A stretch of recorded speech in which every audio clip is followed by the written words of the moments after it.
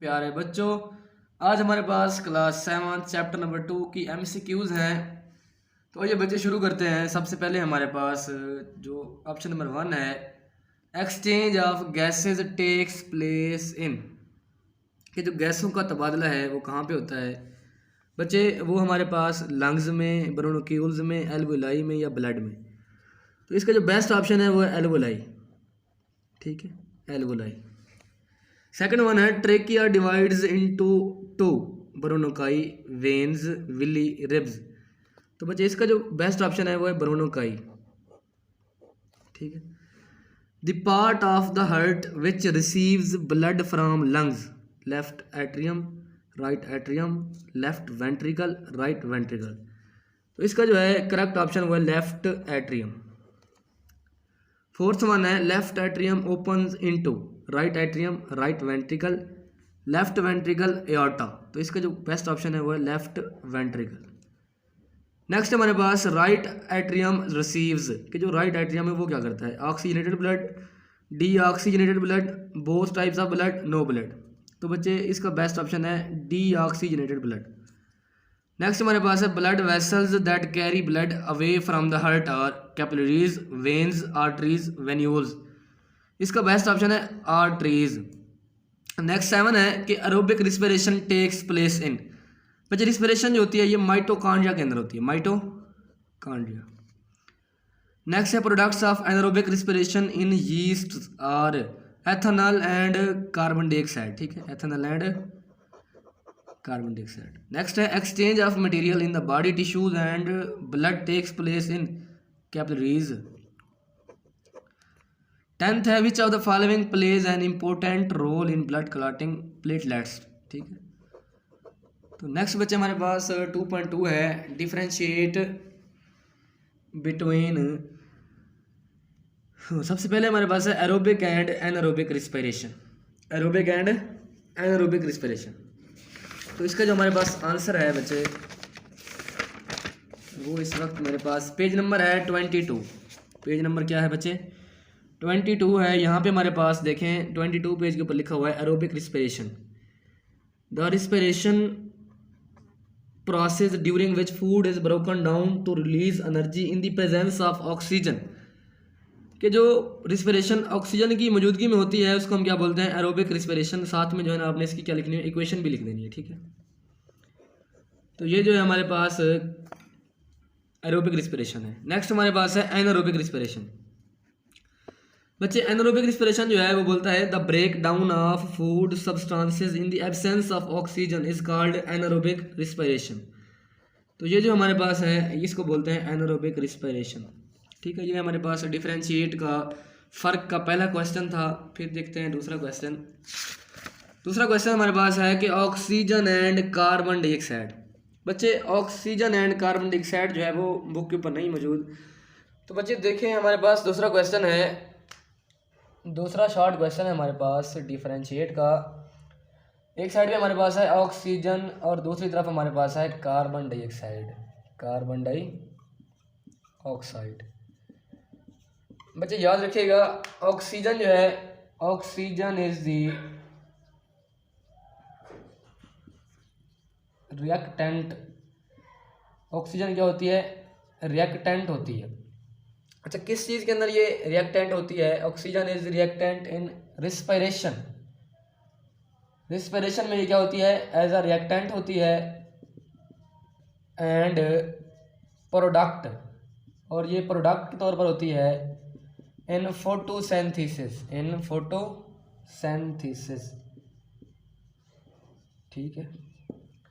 इसी तरह बच्चे हमारे पास कार्बन डाइऑक्साइड जो है, ये हमारे पास carbon dioxide is the reactant. ये रिएक्टेंट होती है, किसके अंदर रिएक्टेंट होगी? In photosynthesis. फोटोसिंथेसिस में ये क्या होती है? रिएक्टेंट होती है। And product in respiration, and product in respiration. ये प्रोडक्ट के तौर पर बनती है किसके अंदर? रिस्पिरेशन के अंदर। ठीक है बच्चे। तो नेक्स्ट है ये हमारे पास क्वेश्चन नंबर 3 जो है वो है ब्रीदिंग एंड रिस्पिरेशन। आइए बुक के ऊपर देखते हैं इसको। रिस्पिरेशन और ब्रीदिंग के अंदर डिफरेंस है हमारे पास। तो बच्चे यहाँ पे देखिए हमारे पास थर्ड क्वेश्चन है breathing and respiration, breathing and respiration. तो इसका जो आंसर है वो पेज नंबर 30 के ऊपर ही मौजूद है। देखिए यहाँ पे हमारे पास लिखा हुआ है कि की पॉइंट्स के अंदर inhalation and acceleration of air is called breathing. ठीक है, इसको हम क्या बोलते हैं, ब्रीदिंग बोलते हैं। नीचे इसके लिखा हुआ है रिस्पिरेशन के बारे में, respiration a process during which energy is release from food in series और रिएक्शन। ठीक है, each of which is catalysed by a special type of enzyme. ये हमारे पास क्या है, रिस्पिरेशन का है। ठीक है, ये हमारे पास किसका है, ब्रीदिंग का। ये किसका है, रिस्पिरेशन का। तो इसी तरह हमारे पास नेक्स्ट क्वेश्चन है arteries and veins. Arteries and veins है हमारे पास। देखिए चौथा क्वेश्चन है आर्टरीज एंड वेन्स। देखिए बच्चे ये हमारे पास जो क्वेश्चन है ये भी की पॉइंट्स के अंदर ही मौजूद है। यहाँ पे हमारे पास लिखा हुआ है कि blood vessels that carry blood from heart to other parts of the body are called arteries. यहाँ पे हमारे पास आर्टरीज के बारे में लिखा हुआ है। ठीक है, दूसरा हमारे पास है blood vessels that bring the blood back to the heart from the other body parts are called veins. ठीक है, ये आर्टरीज और वेन्स दोनों का हो गया, इनका डिफरेंस आपने लिख देना है। नेक्स्ट हमारे पास है capillaries and alveoli. Capillaries and alveoli. ठीक है, तो ये जो बच्चे हमारे पास कैपिलरीज है ये इस वक्त मेरे पास पेज नंबर है 26, पेज नंबर 26 है। ब्लड वेसल्स के अंदर आप देखिएगा यहाँ पे लिखा हुआ है कि the arterioles divide and become tiny vessels called capillaries. ये भी आप लिख सकते हैं। अगर ये नहीं लिखना चाहते तो आप यहाँ पे आ जाएं। हमारे पास एक और पेज नंबर है, पेज नंबर मेरे पास 30 है। यहाँ पे लिखा हुआ है कि exchange of material in the body tissues and blood take place in capillaries. तो आपने क्या लिखना है कि टेक्स प्लेस थ्रू कैपिलरीज। ये भी साथ में अगर आप ऐड करना चाहें तो आप कर सकते हैं, वरना वो भी ठीक है। ठीक है, तो इसी तरह बच्चे हमारे पास एल्वियोलाई जो है उसको देख लेते हैं। एल्वियोलाई इस वक्त मेरे पास पेज नंबर जो है वो 20 है। यहाँ पे लिखा हुआ है कि each bronchiole ends in a group of air sacs और एल्वियोलाई। ठीक है, जो हमारे पास ब्रोनोकाइल होते हैं वो आखिर पे कहाँ पे ख़त्म होते हैं, हवाई थैलियों पे ऊपर। ठीक है, हवाई थैलियों के ऊपर। ये देखें डायग्राम में बनी हुई बकायदा हवाई थैलियाँ जो हैं, एयर सैक्स जो हैं, इनको हम क्या बोलते हैं, एल्वियोलाई बोलते हैं। एल्वियोलाई सिंगुलर बोलते हैं एल्वियोलस। ठीक है, फिर आप ये भी लिख दीजिएगा इसमें कि gases exchange takes place in the alveoli. जो गैसों का तबादला होता है वो थ्रू एल्वियोलाई होता है। ठीक है, तो ये थे बच्चे हमारे पास डिफरेंशिएट के क्वेश्चन। नेक्स्ट हमारे पास है 2.3 के गिव शॉर्ट आंसर, कि आपने क्या करना है, शॉर्ट आंसर देने हैं। तो हमारे पास पहला क्वेश्चन है कि name the body parts involved in breathing system. कि ब्रीदिंग सिस्टम के अंदर जो बॉडी के हिस्से हैं आप उनके नाम लिख दें। तो आइए बच्चे पेज नंबर जो है हमारे पास इस वक्त वो 20 है। यहाँ पे आपने स्टार्ट करना है सबसे पहले कि माउथ नोज़, या सबसे पहले नोज़ लिखने चले, माउथ भी है नोज़ भी है, दोनों होते हैं। माउथ नोज़ लिख दें, उसके बाद आप लिख दें फेरिंग्स लिख दें। ठीक है, उसके बाद आप लिखें लेरिंग्स, ट्रेकिया, ब्रोनोक्यूल्स भी लिख दें साथ में, ब्रोनोक्यूल्स, और एंड पे आप क्या लिख दें, लंग्स लिख दें। ठीक है, ये हमारे पास क्या है, क्वेश्चन नंबर 1 का आंसर है। ठीक है, सेम एज इट हमारे पास क्वेश्चन नंबर 2 है कि name the products of anaerobic respiration which occurs in muscles. कि मसल्स के अंदर जो एनारोबिक रिस्पिरेशन होती है आप उनके क्या लिख दें, प्रोडक्ट्स लिख दें। ये बच्चे मेरे पास जो पेज नंबर है इस वक्त वो है 22। पेज नंबर क्या है, 22। देखिए ये हमारे पास लिखा हुआ है कि our muscles normally respire aerobically. ये हमारे पास उसके प्रोडक्ट्स बने हुए हैं, lactic acid plus energy. Lactic acid plus energy जो है ये दूसरे शॉर्ट क्वेश्चन का आंसर है, दूसरे शॉर्ट क्वेश्चन का आंसर है। इसी तरह बच्चे मेरे पास क्वेश्चन नंबर 3 है कि name different blood cells. Blood cells जो हैं आप उनके क्या लिख दें, नाम लिख दें। तो ये जो पेज नंबर 29 के ऊपर है मेरे पास, पेज नंबर 29 के ऊपर देखें बच्चे, यहाँ पे हमारे पास सबसे पहले है red blood cells, white blood cells, platelets. ठीक है, ये इसके नाम लिख देना है आपने जस्ट। तो ये हमारे पास क्या हो गया, थर्ड शॉर्ट क्वेश्चन हो गया। इसी तरह फोर्थ है वेयर डज ब्लड ऑक्सीजनेट, तो इसका जो ऑप्शन है आंसर जो है इसका वो होता है लंग्स। ठीक है, जस्ट क्या लिखना है आपने, लंग्स। ठीक है, blood is oxygenated in lungs, blood is oxygenated in lungs. ठीक है, मैं लिख देता हूँ यहीं पे, blood is oxygenated, blood is oxygenated in blood, sorry in lungs, in lungs. ठीक है, तो 5 है हमारे पास, name different chambers of human heart. Human heart के हमने चैम्बर्स लिखने हैं, खाने लिखने हैं, जैसा हमने उनको नेम देना है। तो ये जो है मेरे पास पेज नंबर इस वक्त वो है 25। तो यहाँ पे देखें नाम लिखे हुए हैं, लेफ्ट एट्रियम ये आपने लिखना है, साथ में लिखना है राइट एट्रियम, ये ऊपर वाले दोनों खाने होते हैं। ठीक है, नीचे वाले दो होते हैं right ventricle and left ventricle. ठीक है, तो ये लास्ट शार्ट क्वेश्चन का आंसर था। अब जो बचे हमारे पास नेक्स्ट है 2.4, describe the functions of different valves in human heart and veins. ठीक है, हमने क्या करने हैं, जो वॉल्व्स हैं ह्यूमन हार्ट के उनको हमने क्या करना है, डिस्कस करना है, उनके जो काम है। तो ये पेज नंबर जो है मेरे पास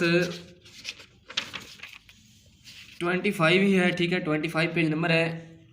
यहाँ पे देखिए बच्चे हमारे पास राइट एट्रियम जो है receives deoxygenated blood through 2 veins, one carrying blood from upper part of the body and other from lower part of the body. The left atrium receives oxygenated blood from the lungs, both atria contract at the same time and pump the blood from left atrium to left ventricle and from left atrium to right ventricle. The two ventricles contract at the same time. During the contraction, the blood from left ventricle is pumped towards all the body parts. ठीक है, तो यहाँ तक आप इसको लिख दीजिएगा। ये हमारे पास इनका क्या आ गया, फंक्शन आ गया। इसी तरह बच्चे उसने हमारे पास ये भी पूछा था कि आप क्या बताएं, वेन्स के बारे में बताएं कि वेन्स जो है वो क्या होती हैं। तो वेन्स के बारे में जस्ट जो है ना आप यहीं पे लिख दें कि blood vessels that bring the blood back to heart from the other body parts are called veins. ठीक है, क्योंकि क्वेश्चन जो है वो लेंथी हो जाएगा, इसलिए आप जस्ट ये लाइन लिख दें उसके अंदर। ठीक है, ये हमारे पास पहला हो गया। नेक्स्ट हमारे पास दूसरा है, how does human heart work, कि ह्यूमन हार्ट जो है वो किस तरह से काम करता है, ह्यूमन हार्ट किस तरह से काम करता है। इसका भी सेम बनता है आंसर। देखिए ह्यूमन हार्ट की वर्किंग के बारे में आपने लिखना है, दोबारा भी आप इसको लिख सकते हैं। ठीक है, क्योंकि हमारे पास वाल्व्स और इसका जो है वो सेम ही है आंसर। ठीक है, आप ये लिख दें वर्किंग ऑफ हार्ट के बारे में, लेकिन इसमें जो है ना वेन्स नहीं लिखना, इसमें वेन्स नहीं लिखना है। नेक्स्ट हमारे पास तीसरा क्वेश्चन है कि explain the structures and functions of the following. First हमारे पास आर्टरीज, नेक्स्ट वेन्स है, थर्ड कैपिलरीज हैं। हमने इनकी स्ट्रक्चर्स और फंक्शंस को क्या करना है, डिस्कस करना है। देखिए बच्चे हमारे पास ब्लड वेसल्स में लिखे हुए हैं। ये पहला है कि the blood vessels that carry blood away from the heart are called arteries. ये आपने क्या लिखना है, आर्टरीज के बारे में लिख देना है। अच्छा, दूसरा है वो कहता है कि the arteries branch again to form arteriole, the arterioles divide and become tiny vessels called capillaries. तो बच्चे आपको ये यहाँ तक लिखना पड़ेगा। ठीक है, ये जो क्वेश्चन है आपको यहाँ तक लिखना पड़ेगा। इसमें जो तीनों पार्ट्स हैं वो क्या हो जाएंगे, क्लियर हो जाएंगे। तीनों पार्ट्स क्या हो जाएंगे, क्लियर। तो इसी तरह हमारे पास नेक्स्ट क्वेश्चन है कि explain the role of chest and rib muscles in breathing system. तो ये जो क्वेश्चन है इसका जो आंसर है वो मेरे पास पेज नंबर जो है इस वक्त वो 20 के ऊपर खड़ा हुआ है कि मैकेनिज्म ऑफ ब्रीदिंग। यहाँ पे देख लें, ये हमारे पास उस क्वेश्चन का आंसर है। इसको आपने यहाँ तक लिखना है। ठीक है, यहाँ तक लिख लेना है, मैकेनिज्म ऑफ ब्रीदिंग का ये सारा आएगा इसमें। नेक्स्ट क्वेश्चन है कि describe the composition of blood. Composition of blood हमने लिखना है अब। तो बच्चे ये हमारे पास पेज नंबर 28 के ऊपर लिखा हुआ है कंपोजिशन कि our blood is 55% plasma and 45% blood cells suspended in the plasma. Plasma is 92% water. Plasma without fibrinogen blood clotting proteins and blood cell is called serum. यहाँ तक इसको लिख लीजिएगा। ठीक है, ये हमारे पास लास्ट क्वेश्चन था। ठीक है बच्चे, उम्मीद है आप लोगों को मेरा ये लेक्चर जो है पसंद आया होगा। अपना ख्याल रखिएगा। ओके, खुदा हाफिज़।